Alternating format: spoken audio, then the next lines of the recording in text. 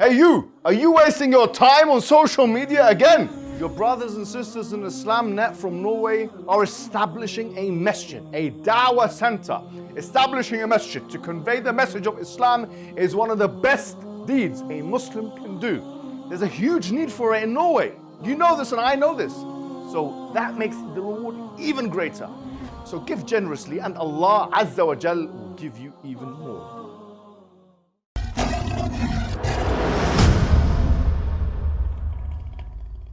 Assalamu alaikum wa rahmatullahi wa barakatuh. How are you guys doing? Steven Crowder is a political commentator. From what I understand, he's a high school dropout or a college dropout or something like that. He hasn't completed his education. And from time to time, he speaks about Islam. I don't know why. I don't know what he thinks he's doing. I don't think he's qualified or trained to speak about these topics. And he speaks about delicate doctrinal elements, theological elements to do with the religion of Islam. He mocks Muslim people, he mocks Islam itself, he's done so in the past. He's never had the audacity or the courageousness to actually confront a Muslim person. Let's take a look at what he said in his most recent video and come back and respond in kind. Islam is based on the idea that the blessing of Abraham going down to his oldest son, Isaac Ishmael, was a lie. So you have to believe, and this is why you have so much radical anti-Semitism across the Muslim world. If you believe that these people who carried the books lied and subverted the text basically from Abraham onward, of course there's going to be some animosity. So it says, well, we believe in the Bible except not everything else. For example, in Islam, this was one thing we talked about recently, where they get really mad, for example, if you draw Muhammad. Now, I'm not saying you should just go out and troll and draw Muhammad, but what I am saying is, hold on, that's more offensive than a religion that says Jesus is not exactly who he claimed he was, right? Muslims believe that Jesus was a prophet, but that he didn't die, that the body was replaced. Well, that's sacrilegious to Christians, certainly more so than drawing a cartoon. And again, we know what Muhammad did, who was basically, I'm not attacking Muslims, but it's true. So Steven Crowder, who hitherto shall be referred to as Steven Cowarder, because he is a coward for not being able to respond or to face the people who he claims, who he is trying to attack, or in this case, Muslim people. He's just speaking to Alex Jones. I didn't know that Alex Jones was an individual who was very aware of Islamic doctrines, but he's speaking to him. And he's making a series of spurious claims, speculations. The first one is a very weird kind of argument in the first place, which is that Muslims believe that the previous dispensations, for us obviously they're previous dispensations for the Muslim people, which are, let's say for example, the revelations handed down to Moses, the revelations handed down to Jesus were changed, and therefore this brings about a kind of hostility that we may have for that reason to those groups. Now this is a very strange kind of argument, because of course, just like most people who adopt any kind of worldview or ideological position, there are going to be things we agree with Christianity on and with things we reject. I mean, just like you as a Christian, there's going to be some things you agree with Judaism on and some things which you reject. There's going to be some things which you agree with Islam on, some things which you reject. I mean, the fact is, you believe that the Prophet Mohammed, ﷺ, peace and blessings be upon him, is fundamentally disingenuous. I mean, so that's something you reject. And you could make the argument that therefore you become hostile because of it. And of course, your tone is hostile anyway. So I don't really see where this is going. Of course, we believe that the Bible has been corrupted, and of course, there is evidence for that. Bruce Metzger wrote a fantastic masterpiece on this point, the corruption of the Bible.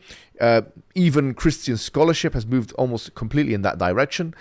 I remember reading Karl Barth, one of the great scholars of Christianity in the 20th century, who practically as a Protestant evangelical, even though he tenuously kind of aligns with that group, considers the book of the New Testament even to be corrupt. So I don't think this is a big problem. I mean, if believing that the Bible is corrupt is problematic, then within your own school, within Christianity itself, within the house of Christianity, there are people who are going to have the same kind of proclivity or inclination. So that's the first thing. This idea that believing that the books are corrupt somehow is a dangerous belief, producing kind of hostilities for the Muslim people.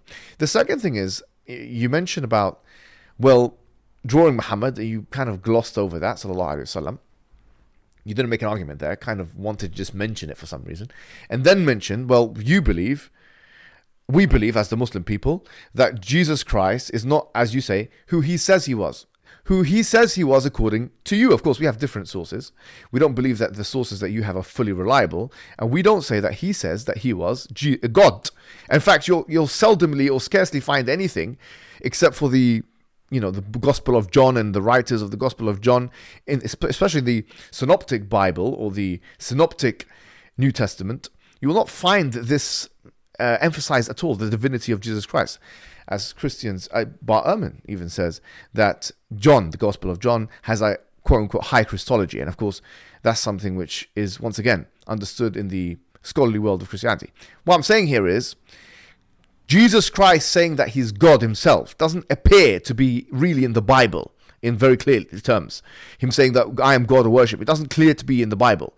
And if you are going to say the Gospel of John has some of those references, well, the Gospel of John is a very late reference itself. So the idea that he said that about himself is not something we even grant you, frankly. But according to us, he didn't say that. And yes, it is sacrilegious for us to believe that Jesus wasn't God. But it's also sacrilegious for you to believe that he is God. And so the same exact argument applies both ways. If you think about it. In fact, there's a verse in the Qur'an. I'm going to recite the verses, and then I'm going to translate them for you. It's a verse in the Qur'an that says the following. أعوذ بالله من الشيطان الرجيم وقالوا اتخذ الرحمن ولدا لقد جئتم شيئا إدا تكاد السماوات يتفطرن منه وتنشق الأرض وتخر الجبال هدا أن دعوا للرحمن ولدا وما ينبغي للرحمن أن يتخذ ولدا. That they ascribed, or they said, that Allah has taken a son. They have come with some preposterous thing, that the heavens and the earth will be split asunder as a result of this. وَتَخِرُّ and destroyed would be the mountains. Destroyed would be the mountains because of such a word. And دَعُوا لِلرَّحْمَنِ وَلَدًا, that they ascribe to Ar-Rahman, the most merciful, a son. That everything in the heavens and the earth comes to Allah as a slave. This is in the Qur'an. So it's the ultimate sacrilege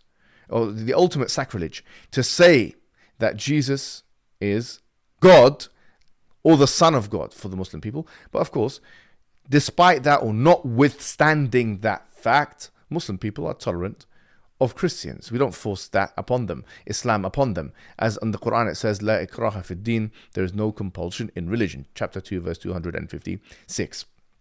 The point is, your arguments really don't hold any weight. I hereby challenge you to a debate and/or a discussion or an education session. I actually don't know what to call it, because frankly, you're not worthy of a debate. I'm saying that with the greatest of respect. And I don't need to respect you, because frankly, you're disrespectful. But you're not worthy of a debate. But if you want to be educated on the topic of Islam, which you've been speaking on for many years, I can teach you the basics. I will do this as a community service for your community and mine. If you're gallant enough and brave enough, accept the challenge. Wassalamu alaikum wa rahmatullahi wa barakatuh. The Prophet Muhammad told us, whoever builds a mosque for Allah, Allah will build for him a similar house in Jannah. And we know the great reward that will not only be gained, but rather will fill your grave after your death. Whenever someone prays there, whenever someone gives shahada in the masjid, whenever someone learns something in the masjid, yes, that will be something that you'll have on your scale.